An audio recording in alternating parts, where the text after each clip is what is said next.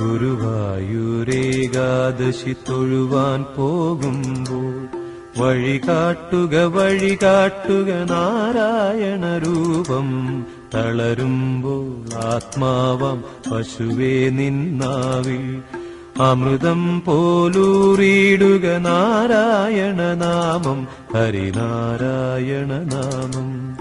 ഗുരുവായൂരേകാദശി തൊഴുവാൻ പോകുമ്പോൾ വഴികാട്ടുക നാരായണ രൂപം.